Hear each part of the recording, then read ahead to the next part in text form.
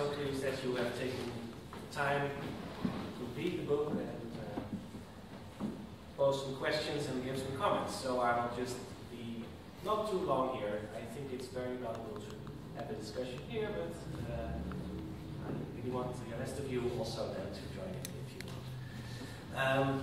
I was pleased that Konrad Dussel expressed his surprise, I think, that the system of the Soviet propaganda was so much more centralized than the system he knows so well, the system of the Nazis. And as for his comments, I don't really have anything to respond, I think. I just would like to know if you have any thoughts about the following, which I have been worrying about. Why did the Nazis not make a more effort to control the access to foreign hostile media? For instance, the option of confiscating radios, of completely changing the broadcasting system indeed. Why not wire radio? Is that an option they ever considered? Or maybe I should put it more simply, did they know about the Soviet system and what was their opinion? Were they laughing or were they saying, oh, that's an ideal, but unfortunately it's too late for us? So that's what I was wondering. Then, Jeremy, you asked if the images you've shown do not show the voices and emotions of the real people and the grief, and that it is a space to mourn. Well, I do agree, yes. But what you see is what it is. These people are sad, but I would still think this is somewhat exceptional. I think this footage that you found is very important, and it was seen by a lot of people. But you may be better placed to say this, but I sort of feel that this is exceptional. I really doubt if this kind of scenes occur often, was released often, and certainly in the print media I have not found it a lot. Eric van Rey, thank you also. You pointed out that I might have looked a little bit more at the promotion of Slavicness, Slavs against Germans. Yes, that was an important thing. There was a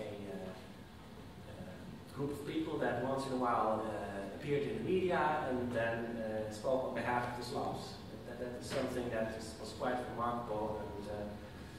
And, but I wasn't sure how relevant that would be if one wishes to understand the anti-German propaganda. I hope you can perhaps just say a bit more about that.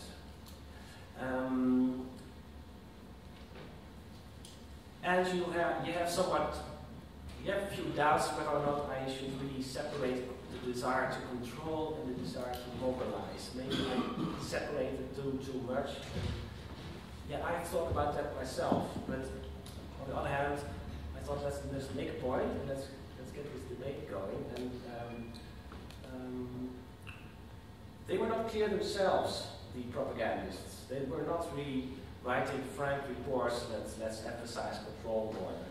So this is something we need to discuss much more. But I still think what they were saying, let's mobilize, eventually in practice was not so important as they claimed to. They were really worried about the mood and about enforcing the censorship guidelines. That was the key.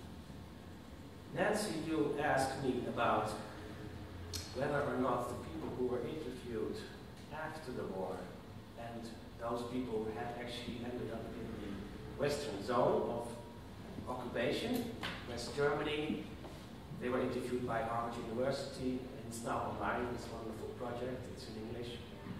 Whether these people felt that something had changed in their own thinking during the war, correct? On the basis of the propaganda, or is that what you mean? And well, how they looked upon it after, once they were outside the closed system. Now the thing is, you always wish when you read an oral history interview that those questioners had been as smart as you and asked those particular questions, but of course that was not often the case. So sometimes indeed in those texts the questioner asked, well, what did you think of the propaganda and did it work and so on. But it was not so often. And the responses varied. Some people said, I don't think the propaganda was very effective.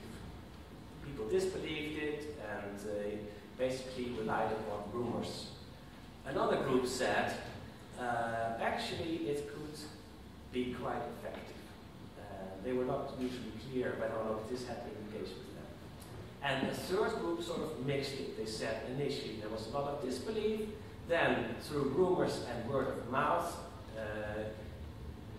what sunk in was the notion, yes, these atrocities are taking place, so what these media are saying is true, so this then reinforced each other. The rumors, which were very, very important, people believed rumors much more than the media, and the media, the propaganda, reinforced each other. And so it's hard to distill a single point of view.